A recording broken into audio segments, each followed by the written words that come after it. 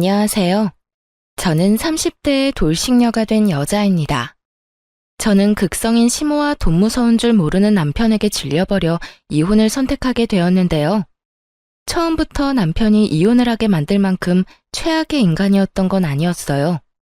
저희는 결혼 생활을 할 때 각자 번 돈은 알아서 관리하고 있었는데요. 그걸 제안한 사람이 다름 아닌 남편이었어요. 결혼을 준비하기 시작할 때 남편이 제일 처음 저에게 제안한 것이 돈 문제였어요. 자기야, 우리 결혼하게 되면 돈은 어떻게 관리할 거야? 돈 관리? 글쎄, 따로 생각해 본 적이 없는데. 왜? 따로 생각해 둔 게 있는 거야? 내 생각엔 돈 관리는 따로 했으면 좋겠어. 주변에 결혼한 친구들 보니까 양가 부모님들 챙기는 것 때문에 많이들 싸우더라고. 그게 다 돈 관리를 같이 해서 일어난 문제잖아. 하긴 내 주변에도 그런 것 때문에 많이들 싸우더라. 누구 집에 뭘 더 얼마만큼 해줬다면서 섭섭하다고 싸우더라고. 맞아. 그러니까 우린 애초에 그럴 필요 없이 돈 관리 따로 하면서 각자 집은 알아서 챙기자. 생활비는 한 통장에 모아서 같이 쓰고 적금 같은 것도 같이 들긴 하는데 나머지 돈은 알아서 관리했으면 해. 어때? 뭐, 난 괜찮아. 그렇게 하자. 사실 처음엔 좀 치사하다는 생각이 들기도 했어요. 아무래도 남편의 연봉이 저보다 더 높은데 돈을 따로 쓰자고 하니 치사하다는 생각이 약간 들기도 하더라고요. 하지만 남편의 말처럼 우리 부모 챙기는데 다른 사람 눈치 보지 않아도 된다는 점에선 꽤 괜찮은 제안인 것 같아 군말 없이 받아들이기로 한 것이었죠. 그렇게 결혼을 하고 난 후 저는 회사를 계속 다니게 되었고 남편은 재택근무 중이었는데 살림은 각자 상황에 따라 할 수 있는 것을 나눠서 하고 있었어요. 상황에 따라 남편이 시간이 돼 식사를 차리면 제가 뒷정리와 설거지를, 남편이 빨래를 하면 제가 건조를 하고 나머지 정리를 하는 식으로 말이에요. 그런 생활이 저희에겐 꽤 합리적이라 생각했는데 시모에겐 그렇지 않은 모양이었어요. 이 사실을 안 시모가 노발대발 화를 내기 시작하더니 결국 극성을 부려 저희 집 근처로 이사까지 와버렸으니까요. 나 이사했다. 너희 집 근처로. 네? 이사요? 언제 이사까지 하셨어요? 지난주에 했어. 마침 근처에 괜찮은 집이 있길래 그냥 급하게 해버렸지. 정리도 다 했으니 와서 뭐 할 필요도 없다. 그런데 내가 우리 아들하고 통화하다 들었는데 우리 아들도 살림 살고 있다는 게 사실이니? 네, 아무래도 저도 회사에 다니니 저 혼자 다 하긴 무리여서요. 그래서 각자 할 수 있는 만큼 나눠서 하고 있어요. 요즘은 맞벌이 해야 먹고 산다고 하니 내가 네가 일하러 다니는 것까진 별말 안 한다마는 아무리 그래도 그렇지 어떻게 남편한테 집안일을 시킬 수가 있어? 우리 아들도 집에서 얼마나 힘들게 일하는데 내가 진짜 우리 아들 청소기 밀고 밥해야 한다는 소리 듣고 얼마나 놀랐으면 그 길로 20년 살던 집을 팔고 이사를 했겠어? 아니 어머님, 그런데 살림이랑 이사랑 무슨 상관이 있을까요? 몰라서 묻니? 내가 가까이 살아야 왔다 갔다 하면서 우리 아들 대신 살림 살아줄 거 아니니? 괜히 기대할까봐 하는 말인데 네 몫은 네가 하거라. 난 딱 우리 아들 몫만 해줄 거야. 이 말을 듣는데 상황이 너무 어이가 없어 말문이 다 막히더라고요. 그 와중에 제 몫은 알아서 하라는 말도 황당하긴 매한가지였고요. 그날 이후 시모는 저희 집으로 가며 살림을 살기 시작했고 그와 동시에 저에게 향하는 잔소리도 시작되었죠. 예, 너는 집에서 음식은 어떻게 해먹니? 냉장고가 왜 이렇게 텅텅 비어 있어? 필요한 거 있으면 그때그때 장을 봐와서 해먹으니까 냉장고가 그득할 일이 잘 없죠. 아무리 그래도 이게 뭐니 이게. 냉장고가 든든해야 마음이 편한 법인데. 이건 뭐 냉장고 문 열 때마다 내가 한숨만 나온다. 먹지도 않을 재료 냉장고에 쟁여놓으면 뭐해요. 큰 마트가 멀리 있는 것도 아니고. 조금만 걸으면 아파트 정문에 있는걸요. 그리고 요즘엔 식재료 배달도 다 돼서 저희는 불편한 점이 전혀 없어요. 너희는 그럴지 몰라도 난 불편하니 이번 쉬는 날엔 장부터 봐서 다 채워놓거라. 생선도 사다가 올려두고 고기도 부위별로 사다 놓고 채소도 마찬가지야. 여러 가지 다 쟁여놔야 그때그때 손 가는 대로 꺼내서 먹을 거 아니야. 이쯤 되니 고마운 마음은커녕 마음이 불편해 오더라고요. 다 해먹지도 않을 식재료를 사서 채워 넣으라는 강요부터 해서 집안에서 머리카락이 떨어질 수도 있는 건데 제 머리카락이 바닥에 떨어져 있는 날이면 불같이 화를 내며 전화가 오니 정말 일이 손에 잡히지 않는 지경이었어요. 저는 결국 남편에게 불편하다고 말을 꺼내게 되었고 이런 저의 마음을 이해해 줄 거라 생각했던 제 예상과는 달리 남편은 조금 뿌르퉁한 반응을 보이더군요.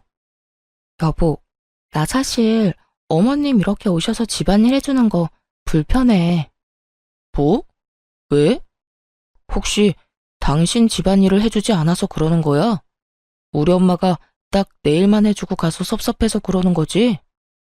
내 일은 내가 하면 되는 건데 그런 거로 뭐가 섭섭해.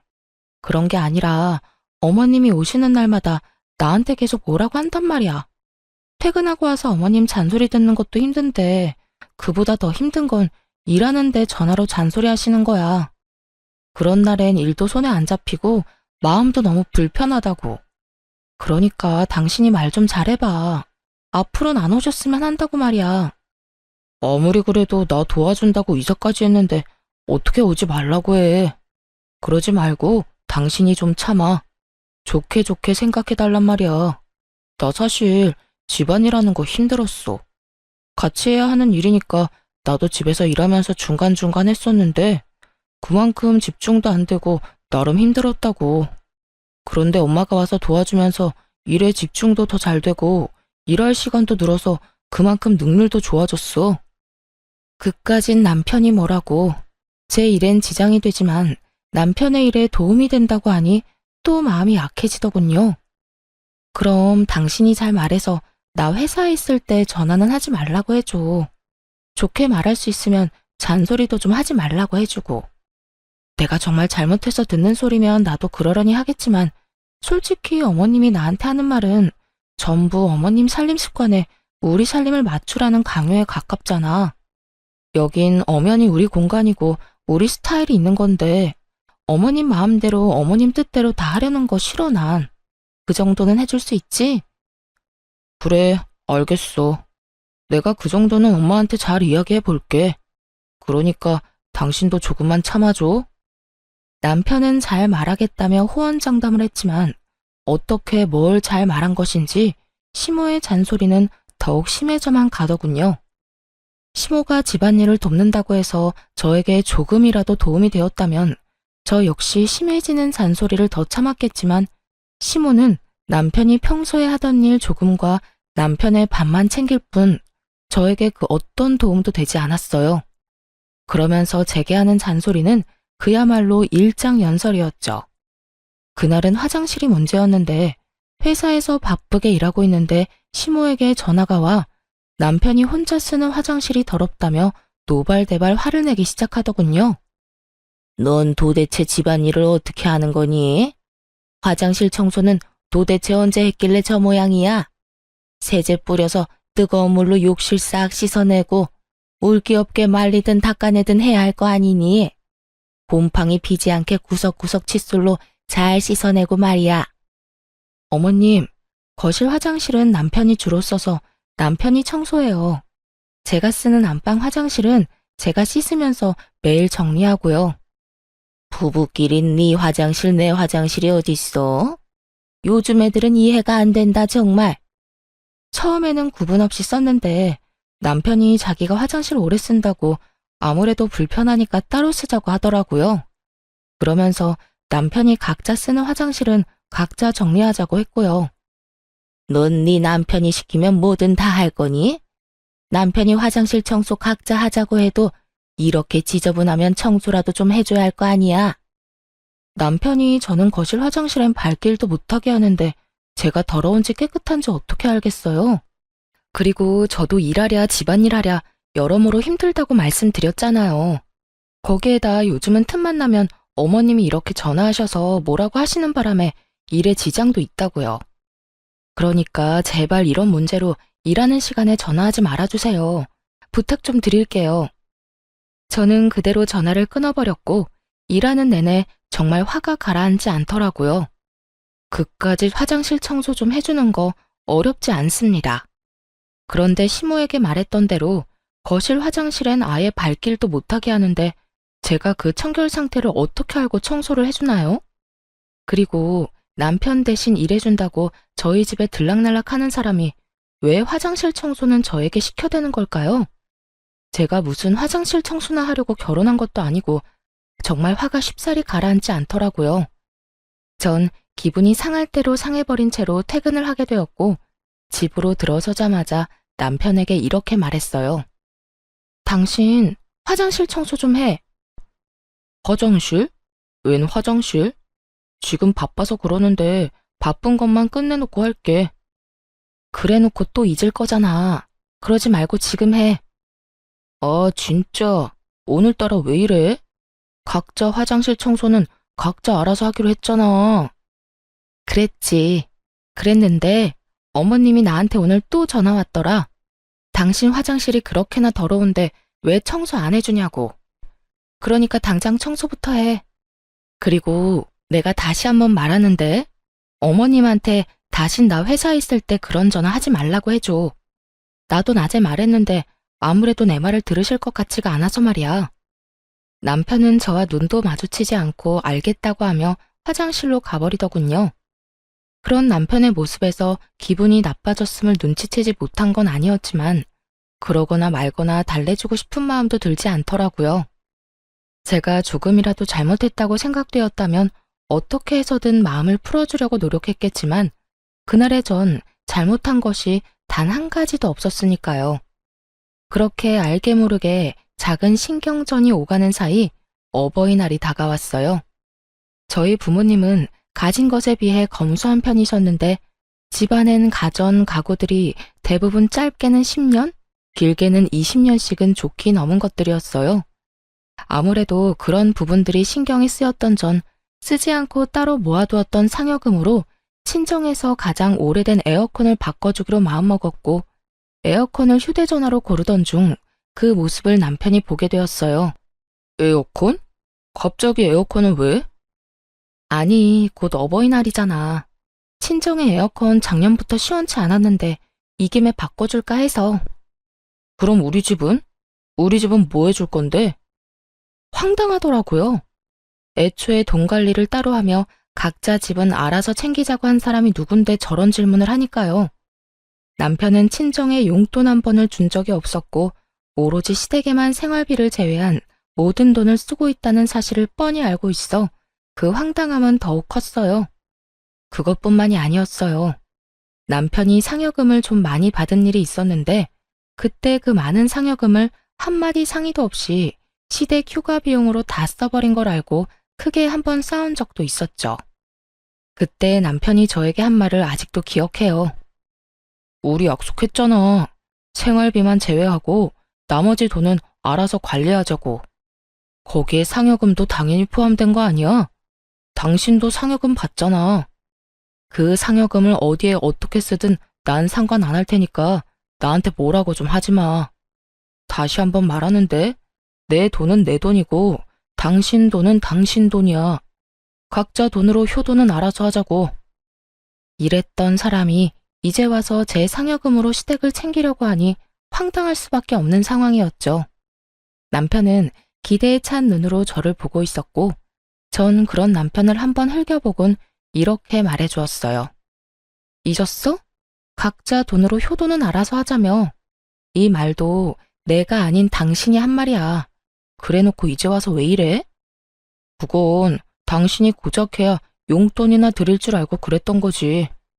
이렇게 비싼 가전 사주는 줄 알았다면 애초에 그런 말을 했겠어. 그러지 말고 우리 집에도 에어컨 좀 사드리자. 우리 집 에어컨도 오래돼서 시원한 바람도 제대로 안 나온단 말이야. 아니면 에어컨 비용만큼 용돈을 드리든지. 그렇게 주고 싶으면 당신 돈으로 줘. 그 많은 상여금으로 어머님, 아버님 여행 보내드릴 때는 나보고 그렇게 뭐라고 하더니 이제 와서 이러고 싶어? 말이 나왔으니까 하는 말인데, 당신 나랑 결혼하고 우리 부모님 용돈이나 준 적 있어? 각자 집 알아서 챙기자는 핑계로 용돈 한 번 준 적도 없으면서 그런 말하기 부끄럽지도 않아? 뭘 그런 것까지 따지고 드냐? 그래, 알겠어. 우리 집은 내 돈으로 내가 알아서 챙길 테니까 나중에 당신 나한테 뭐라고 하지나 마. 왜 이렇게 비싼 거 해줬냐고 따지고 들지나 말라고. 다 알겠으니까 나한테 피해나 주지 마. 나한테 아무 피해 안 주면 내가 왜 뭐라고 하겠어? 그래? 알겠어. 어디 두고 보자. 그렇게 감정이 상해버린 채 저는 친정에만 에어컨을 장만해드리게 되었고, 며칠 뒤 시모 역시 생각지도 못했던 고가의 선물을 받았다는 사실을 알게 되었습니다. 그날은 퇴근이 좀 빨랐던 날인데 집에 돌아가니 그때까지 시모가 집에 있더라고요. 들어가자마자 시모가 손에 쥐고 있던 청소기를 제 손에 쥐어주며 청소나 하고 있으라며 자긴 이만 가보겠다고 가방을 챙기더군요. 그런데 시모가 챙긴 그 가방이 1,000만 원 가까이 하는 명품 가방으로 전에는 못 보던 것이었어요. 저는 설마 하는 마음으로 시모의 가방을 멍하니 보고 있자 시모가 흐뭇한 미소를 보이며 이렇게 말하더군요. 네가 봐도 너무 예쁘지 않니? 이번 어버이날 선물로 우리 아들이 사준 선물이란다. 우리 아들 통도 크지? 아빠한텐 명품 재킷, 엄마한텐 명품 가방. 요즘 우리 아들 덕에 내가 밥을 안 먹어도 배가 부르다니까. 그걸 제 남편이 사드렸다고요? 아버님 재킷까지요? 그래. 내 아들이 이번 어버이날 선물로 사줬다니까. 친구들도 그런 효자가 또 없다면서 부러워들 하는데 내가 아주 어깨가 하늘에 닿을 정도라니까. 하여튼 너도 왔으니 나는 이만 가마. 청소기나 좀 돌리려무나. 시모가 돌아가고 난 후 아무리 생각해봐도 남편에게 그런 큰 돈이 나올 곳이 없더라고요. 그래서 전 돈의 출처에 대해 물어보기 시작했어요. 도대체 돈이 어디서 나서 저렇게 큰 선물을 사드린 거야? 당신 상여금 받는 지도 얼마 안 됐고 보너스 나올 때도 아니잖아. 어디서 나오긴. 우리 아기 낳으면 쓰려고 모으던 적금 깼지. 아무렇지도 않게 당연하다는 듯 남편 명의로 했던 함께 모은 적금을 해지했다고 하는데 정말 기가 막히더라고요. 그것도 저희의 2세를 위해 준비했던 적금을 말이죠. 당신 제정신이야? 지금 적금 깼다는 말이 그렇게 아무렇지 않게 나와? 그건 우리 공동돈인데 그걸 왜 당신 마음대로 손을 대? 그러면 어떻게 해? 필요한 거 뭐 있냐고 여쭤보니 옷이랑 가방이 필요하다는데 그저 그런 걸 사줄 수는 없잖아. 그렇다고 우리 아기를 위해 준비한 돈에 손을 대는 건 아니지. 당신이 무슨 자격으로, 그것도 상의 한마디도 없이. 내가 왜 자격이 없어?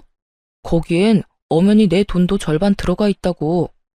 당신 돈은 몇백 쓰지도 않았으니까 걱정하지 마. 다 돌려줄 테니까. 진짜 저번부터 당신 진짜 치사한 거 알아? 그거 얼마나 한다고 이 난리인지 모르겠네. 내가 이상한 데 쓴다고 그런 것도 아니고. 부모님께 좋은 선물 좀 사드리겠다고 그런 건데 이게 그렇게까지 화낼 일이야? 남편은 오히려 저에게 더 큰 화를 내고 있었고 그런 남편의 모습에 참을 수 없어 소리를 질러버렸어요. 부모님께 좋은 선물 사드리는 거 좋지. 그런데 그것도 형편껏 능력 되는 선에서 해드려야 하는 거 아니야? 돈도 없으면서 부부 적금을 깨면서까지 선물 사드리는 건 아니지. 그것도 없으면 죽고 못 사는 것도 아니고 옷이랑 가방 사드리려고 아기 적금을 깼다는데 내가 화가 안 나게 생겼어? 그래서 돌려준다잖아. 당신 돈은 땡전 한 푼 안 빼놓고 다시 돌려줄 테니까 그만 좀 뭐라고 해. 적금도 앞으로는 각자 알아서 들기로 하자. 아기 적금도 아기 생기면 들기 시작하든지 하고. 하여튼 그런 걸로 하고 더는 나한테 뭐라고 하지 마. 그래, 내 돈은 한 푼도 빼놓지 말고 그대로 다 돌려주고 당신이 쓰고 남은 돈은 지금 당장 입금해. 그리고 앞으로 더 확실히 당신 돈은 당신 돈, 내 돈은 내 돈으로 딱 선 지켜서 지내보자고. 그래, 나도 바라던 바야. 남편은 끝까지 큰 소리를 쳤고 쓰고 남은 돈을 입금을 해주었지만 남편이 쓴 돈은 결국 돌려주지 않더라고요. 그 후 돈도 돈이지만 남편에 대한 믿음 자체가 사라지고 있었어요. 이토록 대책 없이 시댁만을 챙기는 사람인 줄은 몰랐는데 남편의 이런 모습을 보니 모르긴 몰라도 이제부터가 시작이란 생각을 지울 수가 없더라고요. 그렇게 생각지도 못한 남편의 모습에 고민이 깊어지는 사이 이젠 시모까지 나서서 저를 괴롭히기 시작하더군요. 이때껏 있었던 잔소리들도 가끔 도가 지나치다는 생각이 들 때도 있긴 했지만 참을 만했기에 참았던 것이었어요. 하지만 남편이 도대체 뭐라고 한 것인지 시모의 잔소리와 괴롭힘은 점점 선을 넘고 있었어요.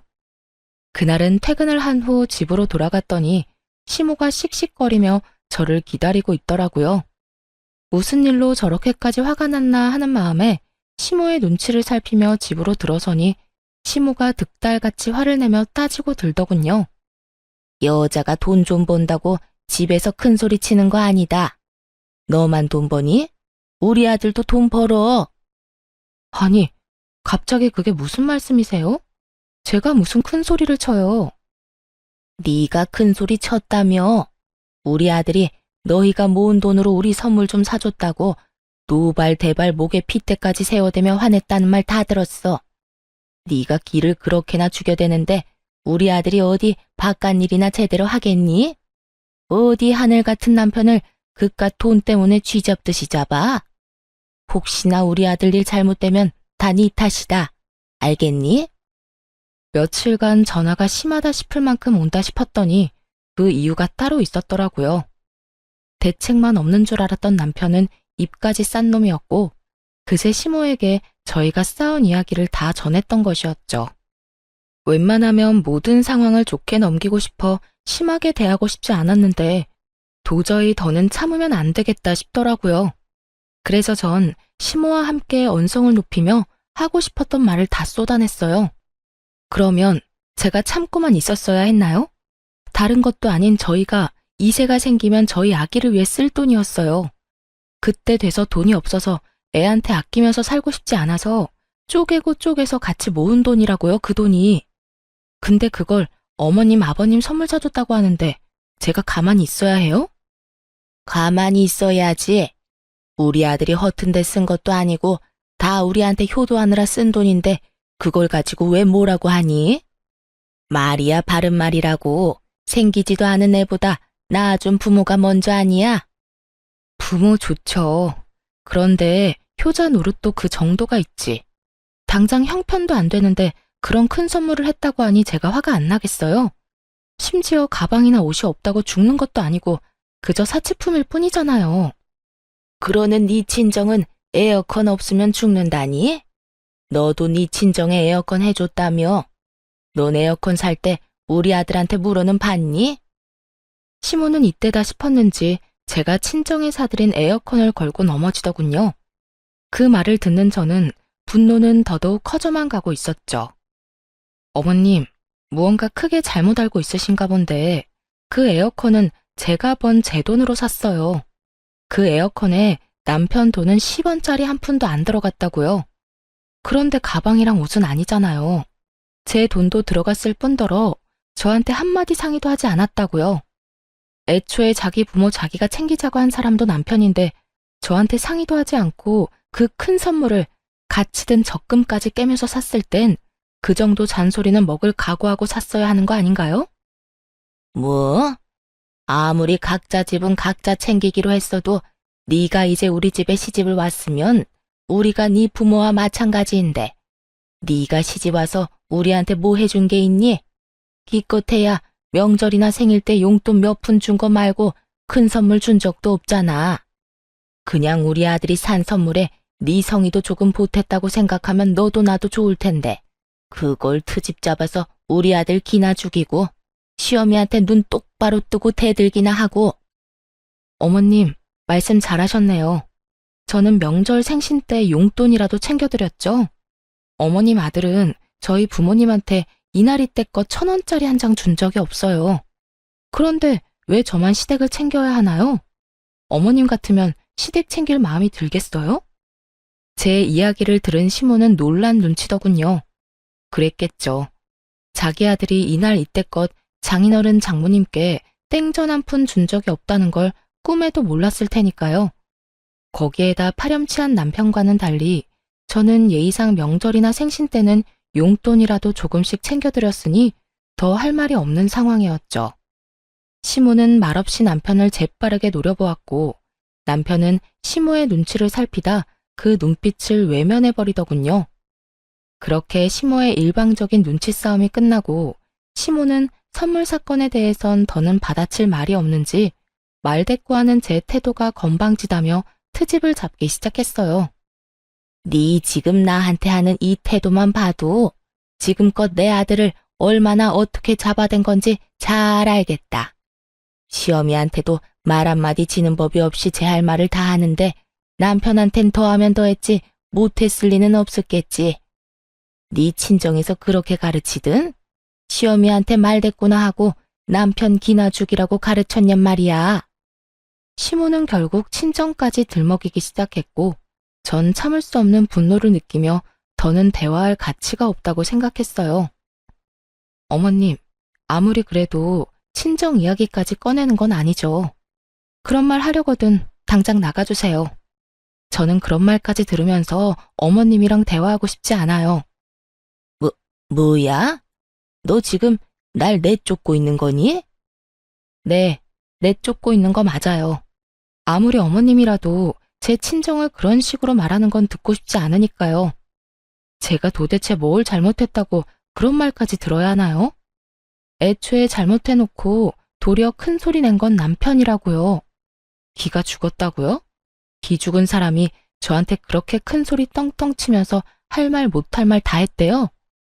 만약 남편이 미안하다는 말 한마디만 했어도 저도 이렇게까지 화가 나진 않았을 거예요. 적어도 미안한 기색이라도 내비쳤다면 이렇게까진 하지 않았을 거라고요. 저는 그야말로 울분을 토해냈고 가만히 듣고 있던 남편이 발끈하며 저에게 화를 내기 시작하더군요. 내가 뭘 잘못했다고 당신한테 사과까지 해야 하는 건데. 말했잖아. 당신 돈 몇백밖에 안 썼다고. 돈 몇백 가지고 우리 엄마를 이렇게 집에서 내쫓을 일이야? 내가 지금 단지 돈 때문에 이러는 것 같아? 어머님이 선을 넘은 말을 하시잖아. 그리고 돈 몇백은 적은 돈이야? 적은 돈은 아니더라도 많은 돈도 아니잖아. 당신이 돈 몇백 없으면 죽는 것도 아니고 그걸로 이렇게 쪼잔하게 굴어야겠어? 그리고 엄마가 못할 말을 한 것도 없는 것 같은데 당신이 너무 예민하게 구는 것 같다고. 내가 당신한테 당신은 당신 집에서 뭘 어떻게 배웠길래 그렇게 대책 없이 돈을 써대냐고 하면 당신 같으면 기분이 좋을 것 같아? 그리고 그렇게 많지도 않은 돈 몇백은 왜 이제껏 안 주는데? 그딴 말할 거면 내 돈이나 다 내놓고 말하고 어머님은 이만 좀 가주세요. 여기서 더 아들이랑 며느리 싸우게 만들고 싶지 않으면요. 저는 다시 한번 시모에게 나가라고 했고 시모 역시 더는 싸우는 꼴을 보고 싶지 않았는지 집을 나가버리더라고요. 그런 시모의 뒷모습을 보며 입만 산 남편은 저를 쏘아보며 이렇게 말하더군요. 그까짓 돈 내일 당장 돌려주면 될 거 아니야. 당신같이 독하고 냉정한 여자는 처음이다. 진짜 정 떨어진다고. 이렇게 말한 남편은 방으로 들어가 버렸고 그런 남편의 뒷모습을 보는데 이혼이 답이라는 생각이 들더군요. 이미 틀어질 대로 틀어진 사이를 되돌리기란 어려워 보였고 그랬기에 앞으로 남은 저희 결혼 생활이 고달플 것은 피할 길이 없어 보였으니까요. 무엇보다 가장 큰 이유는 남편이 기본적으로 가진 생각이 이미 글러먹었고 그걸 고치고 싶은 의지도 생각도 남아있지 않은 상태였습니다. 그렇게 이혼을 결심하며 다음 날이 되었고 출근 준비를 하고 있는데 시모가 득달같이 집으로 찾아왔더라고요. 제가 문을 열어주자마자 시모는 돈다발을 제 얼굴에 던져버리며 고함을 고래고래 질러대기 시작하더군요. 얘따, 내 아들이 썼다는 네 돈. 내가 어젯밤에 집에 가서 니년 하는 꼬락서니가 워낙 어이가 없어서 잠도 한숨 못 잤다. 이 돈이 뜬 눈으로 밤을 지새우고 뽑아온 돈이다 이 말이야. 이제 됐니? 이제 됐냐고.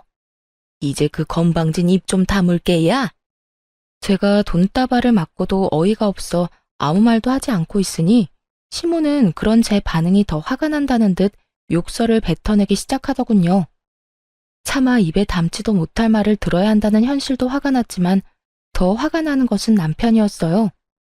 이 모든 광경을 처음부터 보고 있던 남편은 말리기는커녕 시모의 행동이 통쾌하다는 듯 고개를 끄덕이며 입가에 미소를 짓고 있더라고요.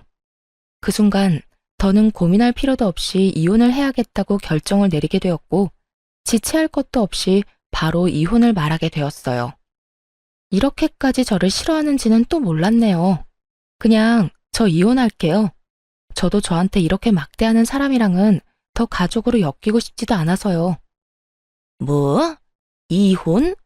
너 내가 욕 좀 했다고 이혼한다고 하는 거니? 욕만 하셨어요? 지금 저 돈 싸대기도 맞았잖아요.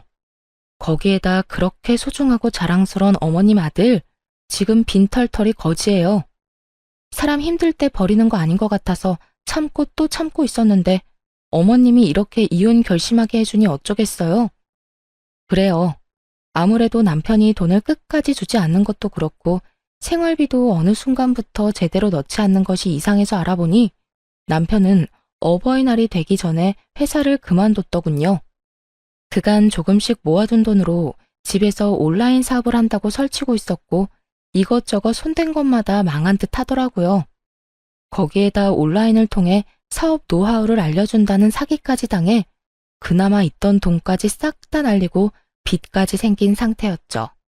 그런 상황에서 시모 시부의 선물을 샀다는 것도 화가 나긴 했지만 사랑하는 남자였기에 기죽이고 싶지 않아 모른 척하며 먼저 이야기를 꺼내주길 기다렸던 것이었어요.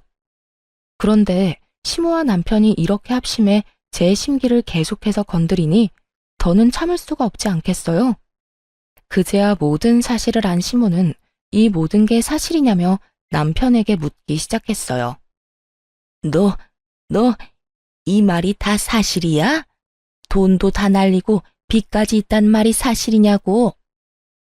그게 난 다 잘해보려고 그러다가 그게 생각보다 힘들더라고요. 모은 돈만 다 날리고 끝내려고 했는데 노하우를 기가 막히게 알려준다는 사람이 있어서 거기에 돈을 주다 보니까 빚까지 생겨버렸어요. 아니, 그런데 당신은 어떻게 한 거야? 왜 알면서 아무 말도 안 한 거야? 왜겠어? 당신 엄마 말처럼 기죽이기 싫어서 모른 척 해준 거지. 아, 됐다 됐어. 말해봤자 입 아프고 지금 그게 중요한 것도 아니지 않아? 내가 이혼하자는 말은 못 들었니? 우리 이혼하자고. 난 더는 당신 같은 인간이랑도 못 살고 당신 엄마한테 이딴 취급이나 받으면서도 못 살아. 그러니까 당장 이혼해. 당신 아무리 화가 났다고 해도 이혼하자는 말을 그렇게 하면 안 되지. 이혼이 장난이야? 이까짓 일로 이혼하게? 넌 지금 이게 장난으로 보여? 난 지금 그 어느 순간보다 진심이야. 이혼해 우리. 남편은 여전히 제 말을 어깃장쯤으로 여기고 있는 반면에 시모는 제 말이 진심이란 걸 알아채는지 그제야 저를 달래려고 애쓰더라고요. 예, 이런 일로 이혼은 무슨 이혼이니? 내가 돈 던진 건 사과하마. 나도 오죽했으면 이 아침부터 찾아와서 그런 짓을 했겠니? 어제는 네가 나한테 너무 심하게 말대꾸를 하지 않았니? 그렇다 보니 내가 너무 흥분한 상태에서 잠도 못 자다 보니 정신이 잠시 어떻게 됐었나 보구나. 그러니 네가 넓은 마음으로 이해 좀 하려무나. 이제 와서요? 돈 던지고 화내고 욕하고 할 건 다 해놓고 이제 와서 사과요? 사과로 모든 문제가 다 해결될 것 같으면 경찰은 왜 있는 걸까요? 무심코 던진 돌에 개구리는 맞아 죽는 법이에요. 저는 이미 어머님의 말에 상처받았고 그건 그 어떤 말로도 말끔히 씻길 것 같진 않네요. 아가, 그러지 말고 이 늙은 시어미가 잠시 노망이 났었다고 생각하고 너그럽게 이해해주면 안 되겠니? 이렇듯 시모는 어떻게 해서든 저를 달래보려고 애쓰는데 남편은 그런 시모의 앞을 막아서서 저에게 득달같이 화를 내기 시작하더라고요. 아, 됐어. 엄마가 뭘 잘못했다고 그렇게까지 해? 그리고 당신, 우리 엄마가 이렇게 미안하다고 굽히고 들어오면 당신도 적당히 하고 끝내야지. 끝까지 고개 빳빳이 들고 이럴 일이야? 적당히 좀 하란 말이야. 아우 진짜 정 떨어져. 무직인데다 빚까지 있는 아들이 큰 소리를 치자 시모는 더는 모르겠다는 듯 고개를 절레절레 흔들더니 남편에게 이런 말을 남기고 집을 도망치듯 빠져나가 버리더군요. 아들, 분위기 파악 좀 해. 네 집사람 화 많이 난 것 같으니까 엄마는 이만 가보마. 두 사람이 좋은 쪽으로 이야기 잘 나눠봐. 이렇게 이혼한다고 하면 다들 뭐라고 하겠어? 그러니까 좋게 좋게 이야기 잘 나눠. 시모는 그렇게 집을 도망치듯 나가버렸고 남편은 시모가 던진 돈을 주우며 여전히 상황 파악도 되지 않은 말을 하기 시작했어요. 결국 또 이겨먹었네. 기분 아주 좋겠다 좋겠어. 이렇게 돈까지 생기고 말이야. 내가 당신이 화가 많이 난 것 같아서 이 돈까지 주워주는 거야. 세상에 이런 남편이 어디 있냐? 시어머니를 뻑하면 집에서 쫓아내는 와이프한테 땅바닥에 떨어진 돈까지 주워주는 남편이 어디 있냐고. 당신은 나한테 진짜 잘해야 해. 내가 이번에 사업이 좀 잘못되어서 그렇지. 그것만 빼면 나 같은 남편 또 없다고. 눈치가 없는 것도 모자라 큰 착각에 빠져 허우적거리고 있는 남편 놈을 보고 있자니 정말 웃음이 다 나더라고요. 도대체 이런 인간 뭐가 좋다고 이때껏 참고 살았나 싶어 저 스스로가 한심하기도 했고요. 그렇게 여러 가지 생각을 하던 저는 여전히 돈을 줍고 있는 남편을 내려다보며 좀 더 확실하게 말해주었어요. 당신 엄마가 우리 집에서 도망치듯 가는 꼴을 보고도 모르겠니? 나 이혼하자는 말 진심이야. 뭐? 정말 이혼하자고? 이까진 일로? 당신한테는 이까진 일일지는 몰라도 난 아니야. 난 당신같이 대책 없이 효자 노릇을 하는 남자도 싫고 당신 엄마처럼 아나무인에 화난다고 욕부터 하는 사람을 내 시어머니로 모시고 싶은 생각도 없어. 그제야 남편은 제 말이 진심이란 걸 알아차린 듯 급하게 무릎을 꿇고 빌기 시작하더군요. 여보, 이러지 마. 내가 당신이랑 어떻게 이혼을 해? 나 당신 없으면 안 되는 거 알잖아. 그렇겠지. 빚은 생겼는데 회사도 그만뒀고 모아둔 돈은 전부 당신 집에 효자 노릇을 한다고 다 써버렸을 테고. 당장 돈 한 푼 없는데 나랑 이혼하면 완전 큰일이겠지. 그런데 어떡하지? 난 당신이랑 이혼한다고 해서 큰일 날 게 하나도 없는데. 그러게 내가 알면서도 다 모르는 척 해줄 때 진작 잘하지 그랬어. 내가 당신을 조금이라도 사랑하고 조금이라도 불쌍하다고 느낄 때 나한테 조금이라도 잘했다면 내 입에선 이혼하자는 말까진 나오지 않았겠지. 여보, 이러지 마. 내가 정말 잘못했어.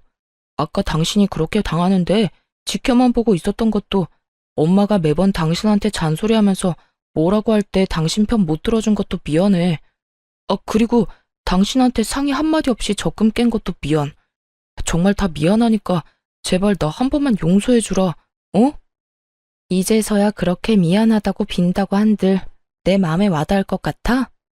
그 진심이라곤 하나도 없는 사과 받아줄 생각 없으니까 이혼이나 준비하고 있어. 난 당신이 뭐라고 하든 무조건 이혼할 거니까 말이야. 전 울고불고 하며 매달리는 남편을 뿌리치고 집을 나와버렸어요. 그 후 이혼만은 안 된다고 끝까지 우겨대는 남편 덕에 소송이 진행되었어요. 가정 파탄의 원인이 철저히 남편의 재산 빼돌림과 시모의 낭비벽으로 인해 일어났고 그걸 입증하는 증거를 전부 제출했죠. 그렇게 시모와 남편에게 위자료를 받고 이혼하게 되었습니다. 이혼하고 난 후 다신 연락을 할 일이 없을 거라 생각했는데 반년쯤 지났을 때 전 남편에게 연락이 오더라고요. 그간 연락 한 통 없었던 전 남편이었던지라 도대체 무슨 일인가 싶어 전화를 받게 되었어요. 여보세요? 무슨 일이야? 여보, 잘 지냈어? 여보는 무슨? 우리 이혼한 거 잊었어? 내 안부가 갑자기 궁금해서 전화했니? 그게 요즘 너무 힘드니까 당신 생각이 나더라. 왜? 그렇게 효자 노릇이 하고 싶어 안달이더니 막상 같이 사니까 힘든가 보네? 나 너무 힘들어. 당신도 알다시피 당신이랑 이혼하기 전에도 빚이 있었는데 당신한테 위자료 주느라 빚을 더 지게 됐거든. 하루하루 대출금은 갚아 나가야 하는데 취업은 잘 안 되고 집에서 프리랜서 일해서 버는 것도 한계가 있고 그래서 엄마한테 가방 좀 팔아서 대출금도 좀 갚고 생활비도 좀 하자고 했는데 엄마가 절대 안 된다면서 난리를 부리더라. 어떻게 된 엄마가 자식이 힘들다는데 그깟 가방이 뭐라고 끌어안고 안 팔려고 하는 건지 이해가 안 돼. 심지어 그거 내 돈으로 사준 가방이잖아. 그랬구나. 당장이라도 전화를 끊어버릴까 하는 마음도 있었지만 무슨 말까지 하려나 싶어 대충 맞장구를 쳐주니 신나서 전시모 욕을 하기 시작하더군요. 오, 나 힘들어. 아니, 말이야 바른 말이라고. 내가 누구 때문에 이혼까지 하게 되고 이렇게 큰 빚까지 지게 됐는데 우리 엄마 정말 너무하지 않아? 엄마뿐인 줄 알아? 아버지도 내가 그렇게 힘들다고 노래를 부르는데도 대출금 한 번을 안 갚아주시더라. 그래서 하고 싶은 말이 뭔데? 그냥 나 후회 많이 하고 있다고. 진작 당신 말 듣고 우리 집 말고 내 가정에 더 신경 쓰면서 살 걸 싶더라. 당신 말이 다 맞았어. 날 진짜로 생각해주고 내 미래에 대해서, 아니, 우리 미래에 대해서 걱정해주는 사람은 당신뿐이었는데 그땐 그걸 왜 몰랐나 몰라. 있는 힘껏 불쌍한 척을 해대던 전 남편 놈은 기어코 우는 소리까지 내며 하소연을 하기 시작하더군요. 나 사실 당신이 너무 그리워. 요즘 잠도 제대로 못 자고 밥도 제대로 못 먹어. 그게 내가 그리워서 그렇다고? 아니, 돈은 갚아 나가야 하는데 돈이 없으니까 그렇겠지. 오늘 이렇게 전화한 것도 나한테 동정심이라도 자극해보려고 그러는가 본데 꿈 깨. 난 당신한테 낭비할 동정심 같은 건 없으니까 말이야. 당신은 정말 내가 불쌍하지도 않아? 내가 이렇게까지 반성하고 있다고 하는데? 전혀 불쌍하지도 않고 당신 말이 진심으로 와닿지도 않아. 전 남편은 금방이라도 제가 전화를 끊어버릴 것만 같았는데 급하게 숨겨둔 진심을 꺼내기 시작하더군요. 듣고만 있어도 소름이 끼쳐오는 더러운 속내를 말이죠. 정말 진심이야. 내 속을 꺼내 보여주고 싶을 만큼 진심이라고. 그러니까 그렇게 부정적으로만 보지 말고 다시 한 번만 잘 봐줘. 나 정말 반성 많이 했고 이제 정말 정신 차렸어. 그래서 하는 말인데 우리 다시 잘해보면 안 될까? 나 당신이 조금만 도와주면 빚도 금방 갚을 수 있고 그렇게만 되면 나 다시 일어나는 건 시간 문제야. 당신도 잘 알다시피 내가 회사 다닐 땐 당신보다 연봉도 높았잖아. 내가 재취업만 되면 이제 내 월급은 당신 다 줄게. 약속할 수 있어. 각서라도 쓰라면 쓸게. 난 네 돈 같은 거 필요도 없으니까 재취업돼서 나보다 연봉 많이 받게 되는 날이 오면 그 돈으로 네 빚이나 똑바로 갚고 살아. 신용불량자나 되지 말고. 빚 갚고 남은 돈으로 네 부모님들한테 다시 효자 노릇도 좀 하고. 여보, 그러지 말고 제발.